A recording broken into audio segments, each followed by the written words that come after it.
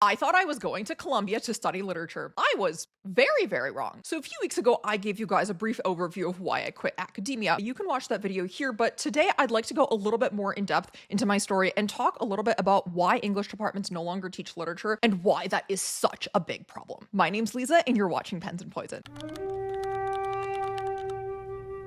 So when I first moved to New York City, my entire world went up in flames. I was very ambitious, I was very naive, and I was 18 years old. I had just achieved my lifelong dream of studying literature at one of the best universities in the world, especially for the humanistic tradition. You guys have no idea how excited I was to go to Columbia, to study literature, to just be at an Ivy League school, famous for paying homage to the great intellectual tradition of Western literature and philosophy and Western civilization as a whole. I mean, you literally have an entire campus that looks like an ancient Greek city-state, and you have a library with the names Plato and Aristotle etched into the facade. This is the epitome of the humanistic tradition, and Columbia has this amazing core curriculum where you study essentially Western music, literature, philosophy, and art, and I thought that this was going to be one of the best experiences of my life, studying the tradition that had breathed so much life into my soul. But when I got to Columbia, I got something very, very different. So let's backtrack a little bit to high school. So I went to a very STEM-oriented high school, and everyone was always studying like math or economics, and everyone was very, very good at math, and I was the only weird kid who was good at English. And there weren't that many super advanced English programs at my high school available. I actually made my own little independent study in English where I studied Faulkner because there really wasn't the option to take any sort of advanced English classes in the same way that you might have an option to take like a multivariable calculus or linear algebra in high school. So I really wanted to go to a college where the focus would be very much on the humanities, where the humanities didn't take the back seat. And that is part of the reason why I applied to these kind of top Ivy League schools, because they are very much known for their humanistic tradition, for their exploration of literature and culture. And I wanted to get out of this environment where everyone was doing math all the time. Like my math teacher in the 10th grade would come in and make fun of the school's English department. Like, I kid you not, he would come in and he would say, "Oh, all the teachers from the English department are coming into school drunk," which sort of offended me as an English literature person. There is a certain implication to that joke, but the irony was that I actually didn't like my school's English teachers either. And I thought that this was a problem with my high school because the high school was so STEM oriented, so they just didn't care about getting good English teachers.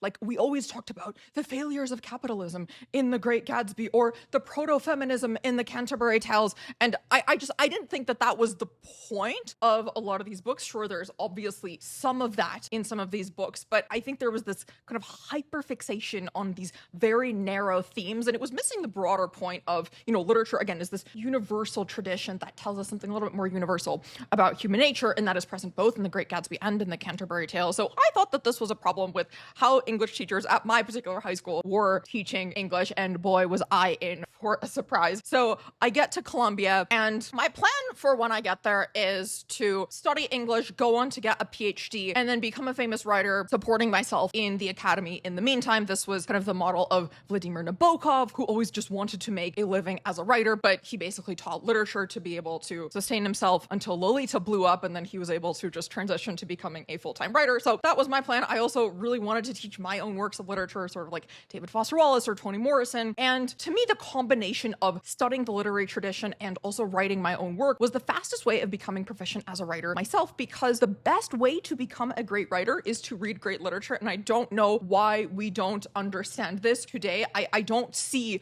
authors today reading great literature. They only read other contemporary novels, and I think that's another problem for another day. But again, I wanted to devote myself to, again, this literary tradition, to the literary academy, in order to then make my own contribution to this really rich tradition of humanistic inquiry through the written word. To me, literature and tradition were inseparable. This is a line of thought that I inherited from my favorite poet, T.S. Eliot. He talks about this in his famous essay, Tradition and the Individual Talent. And the idea is that there is no new without the old. So you have Ezra Pound's famous Make It New, but you can't make it new without understanding what came before you. So in this way, I was maybe a little bit of a Burkean. Eliot certainly was quite the Burkean himself, and it's really no accident that Edmund Burke also went down in history, not only for insisting that we ought to respect tradition, but also for suggesting that aesthetic experience was uniquely bound up with the idea of beauty and the sublime. That is what literature had always meant to me, and that is why I wanted to study it so badly. Literature is the closest thing we have to a physical manifestation of the human human soul. And that is so, so cool. So literature isn't just a traditional pursuit. It's also a tradition that believes in the preservation of beautiful things and allows us to probe the depths of all of our psyches. So I come to Columbia. I'm expecting a bunch of people in the English department who think all of these things about literature and who love literature for the unique window it gives us into the human soul. And instead, I get a bunch of radical Marxists. Even on the first day of freshman orientation, something was off. I mean, this was August 2015. I don't know if you guys remember. This was sort of the GOP primaries. Trump was just starting to gain prominence. And there was also a new buzzword on campus around that time, and that was political correctness. And that was how things stood when I got to Columbia. It was a late August morning. It was kind of hot. I had just moved to New York City from Chicago to chase my dreams of becoming a writer. And again, this was before anyone had ever heard the term woke or anything like that. Like, this just wasn't a conversation. So it's freshman orientation, and we're sitting on the lawn between the two Columbia libraries, and you have a bunch of nervous 18-year-olds who are told they're going to go out and change the world after their education. All of this good stuff. And we're also told that we're supposed to become friends with all the other kids in our orientation group, and we're supposed to get to know each other through fun icebreaker activities, all of the typical crap that you usually get in freshman orientation. So we're sitting in a circle, and the orientation leader says that we're supposed to go around and state our name, where we're from, perspective major, and our pronouns. So guys, I'm sitting there, I am confused because I know what a pronoun is because I'm an English person and I like grammar. And I'm not quite sure how it applies in this context. I think I was sitting there as the other kids were going around in a circle, going over pronouns that I'd learned in French class, because that's what the word meant to me. Tu, il, elle. And it was like, what am I supposed to say? And I quickly start to catch on that people are using these subject and object pronouns that correspond to their gender. And I'm sitting there in, like a little headband and my summery dress. And I am apparently being asked to say whether I am a woman or not. So I was genuinely confused. This was the first time I had ever heard of such a thing. And this was the first time in my life I would ever voluntarily report my pronouns. So obviously I give the usual spiel. My name is Lisa Liebes. I am from Chicago. I want to study English, and my pronouns are she, her. Hers? I think I stopped showing up to the latter half of orientation because it was just so ridiculous. There was one where we had to write about our ability, and I think I wrote normal, and I got in really big trouble for that. Don't do that, by the way. So anyway, I was not very pleased with orientation week, and I was really looking forward to the start of classes because I thought that my orientation leader was just some weird variety of human who didn't really understand the world in the same way that I did. And I was really looking forward to, again, lovers of tradition, lovers of the humanities in the English department. So I was so excited for my English classes to start. And I show up to the first day of my freshman English department seminar, and we are given an essay by this guy named Edward Said, who I had never heard of before. This is very strange because in high school, I had read basically every single great writer that you could possibly think of, or at least I had heard of every single great writer that you could possibly think of. And I didn't know who Edward Said was, and I didn't know, what poem or what novel we were reading of his. And then I learned that Edward Said is a literary critic. And I thought that that was a little bit odd because you don't read literary criticism until you've read actual literature, presumably. I mean, this is the equivalent of reading an essay about Beethoven without ever having heard the music of Beethoven. And this is the first day of the seminar. And again, I thought that that was a little bit odd. And Edward Said is writing about Jane Austen's Mansfield Park, which is a book that I had read, but a book that I'm sure that not many other people in the class had read, because again, this is a bunch of 18-year-olds, first day of studying English in the English department. Maybe they'd read Pride and Prejudice, maybe they read like Emma. Mansfield Park is a little bit lesser known. So again, it's very strange that they're giving us an essay on Mansfield Park without first having given us Mansfield Park. And I look at the reading list for the semester, and Mansfield Park is not even on the reading list. So I'm sitting there like, why are we reading a critique of Mansfield Park without reading Mansfield Park itself? And we're supposed to write this paragraph response for homework to Edward Said's take on Mansfield Park. And let me tell you guys what his take is. His argument is that Mansfield Park is a novel about colonialism and imperialism. That's a little bit strange. That's not what Mansfield Park is about at all. And apparently he hyperfixates on one line where slavery is mentioned. And from this line, he concludes that Jane Austen is complicit in British imperialist expansion.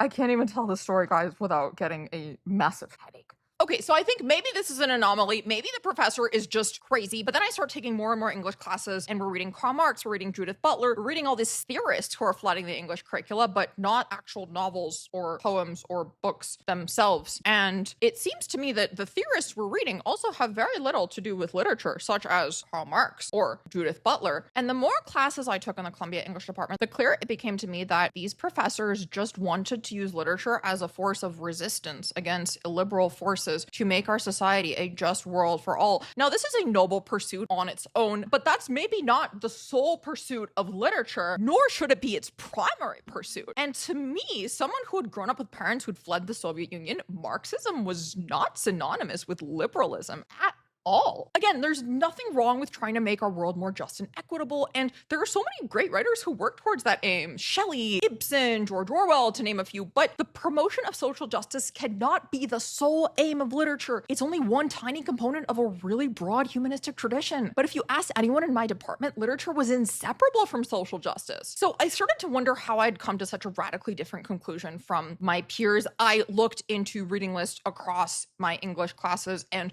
there was always so much literary theory, but very little literature itself. And I started to see that a lot of English departments had replaced literature with theory, and they had done it so slyly that no one seemed to have noticed. The fact was that in the Columbia English department, the Western canon was racist and Eurocentric. And if a text didn't come from a multicultural, bisexual Black woman, then it was seldom introduced in our classrooms. Sure, we had a Shakespeare seminar, but not without a professor demanding that Shakespeare might have actually been a Black woman, or teaching his plays through the lens of queer desire, like this professor who took off a point from my midterm exam because I didn't talk about queer desire in a Midsummer Night's Dream. I took a class where I got a C on a paper where I argued in favor of patriarchal structures, and an A+ on a paper where I argued in favor of dismantling gender norms in the Oresteia. The first paper I had spent 2 weeks preparing. The second paper I wrote in 2 hours. The second paper was noticeably worse than the first paper, but it was the first paper that got a C because the professor claimed that my argument was simply incorrect. I had another professor in my T.S. Eliot seminar who spent the entire semester complaining about how T.S. Eliot was a conservative. And it's like, if you hate T.S. Eliot so much, why are you teaching him? And then finally, I got kicked out of my senior thesis program because I cited Camille Paglia, who is a controversial scholar who basically attacks a lot of the prevailing scholarship around Sylvia Plath. And of course, that was a big no-no, and my argument was misogynistic, and I was not allowed to pursue a thesis because I chose to cite this woman. By the way, check out Camille Paglia. She is really cool. By the time I hit grad school, literature had fallen completely to the wayside. Like, it was assumed that you had read everything already in undergrad, which was obviously not true because no one was reading anything in undergrad. And now it was just complete theory. Like, there was an entire seminar required for first years that just went over theory. No literature, just theory. We read critiques of Zora Neale Hurston's Their Eyes Were Watching God without ever once having touched the book. And again, most people in the class had not read the book, but they just read the critique of Zora Neale Hurston and venerated her because she was a Black woman writing, without actually knowing anything about Zora Neale Hurston, who was a conservative Black woman. So the message across all of my classes was always the same. Literature was open to interpretation, but only if the interpretation said something clever about oppression, social justice, gender, race. And I had figured out all the themes that I needed to use to study literature, but I was no longer actually studying literature. Guys, I had come to Columbia years ago to study English because I love tradition and beauty. And to me, literature is an extension of a broader 1,000-year tradition of telling stories. And at Columbia, I had expected to find so many like-minded people. Instead, I was met with students and professors who only wanted to destroy everything I'd ever loved, calling it English literature in the process. Shortly after, I decided not to stay in graduate school, to drop out and find an environment where I could talk about the ideas that I love freely without having my thoughts suppressed by the radical Marxist mob. And that's why I'm here today on YouTube, spreading the love of literature, talking about the humanistic tradition, which has been forgotten in our study of English literature. Because to me, literature isn't a means of fighting for social justice, but a group of beautiful sentences that tells us something unique about human nature. And the forgotten purpose of literature lies in its relation to art and beauty. That's what we call the humanities. Guys, I'm tearing up because this actually makes me so sad that we don't teach literature in this way anymore, and that has become captured by radical Marxists. And I really, really want to do my part in restoring literature to its rightful place in the humanistic tradition. And I know I'm not alone in believing these things. True scholars of the humanities know that literature is about understanding beauty, art, culture, society, and these are the special facets that make us uniquely human. That's why it's called the humanities. It's an exploration of what makes us human and what brings us together rather than what tears us apart. Columbia University might have destroyed a long-standing important tradition, but tradition doesn't just disappear because our institutions have abandoned it. Traditions live on independently, and it only takes a believer or two to revive them completely. I believe that we can return to aesthetics, beauty, and humanism in understanding and studying literature, and that we can do our part in saving literature and restoring it to its rightful place in the humanistic tradition. Because literature is our best bet, not only for understanding the world around us, but also our own selves. And again, I know I'm not alone, so if you guys want to help me restore literature to its rightful place in the humanistic tradition, don't forget to subscribe, follow me over on Instagram, and check out my Substack, Pens and Poison, where I write about all these issues in depth. And if this video resonated, don't forget to hit that like button, and I'll see you guys in the next Pens and Poison video.